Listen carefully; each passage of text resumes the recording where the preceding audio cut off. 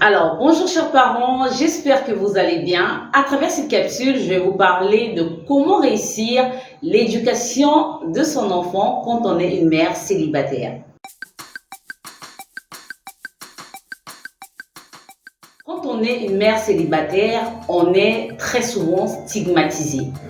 La société a tendance à penser qu'une mère célibataire ne peut pas réussir l'éducation de son enfant, ce qui est complètement faux.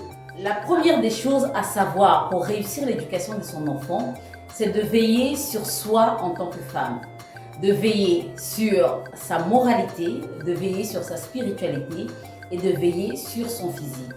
Qu'est-ce que j'entends par là?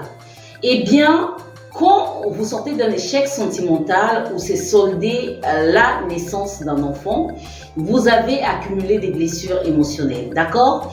Donc, pour réussir l'éducation de cet enfant, il faudrait premièrement veiller sur votre santé émotionnelle.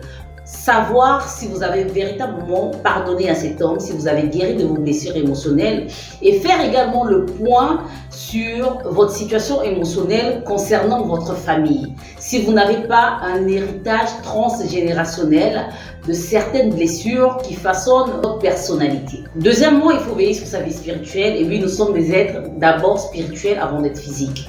D'accord? Et un enfant, c'est un tout. C'est une âme que Dieu nous donne pour la conduire sur le chemin qu'elle doit suivre. Il est impératif donc pour toute mère d'avoir une vie spirituelle. Si elle n'existait pas avant que vous soyez mère, maintenant que vous l'êtes, eh bien, elle doit exister et perdurer dans le temps. Troisièmement, il faudrait veiller sur votre physique. D'accord? Ne pas se négliger, prendre toujours soin de soi, mais surtout ne pas inviter n'importe qui dans votre vie personnelle. Il est très important d'avoir une vie rangée parce que si vous n'avez pas une vie rangée physiquement, eh bien, cela impactera directement sur l'éducation que vous allez donner à votre enfant. De la même manière dont vous devez veiller à 3 niveaux sur le physique, l'émotionnel et le spirituel. Et bien concernant votre enfant, vous devez faire la même chose. Vous devez veiller à ce que votre enfant ne manque de rien physiquement. Donc, cherchez à faire quelque chose de vos 10 doigts pour ne pas vous retrouver à multiplier des relations simplement parce que vous n'avez pas de quoi nourrir cet enfant.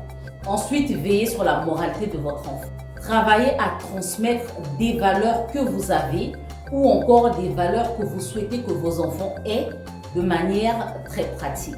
Et ensuite, veillez à ce que cet enfant également ait une vie spirituelle. Et je vous assure qu'en faisant le mixage de toute cette réalité, vous réussirez assurément l'éducation de votre enfant. Voilà ce que je voulais vous partager à travers cette capsule. Portez-vous bien et à la prochaine.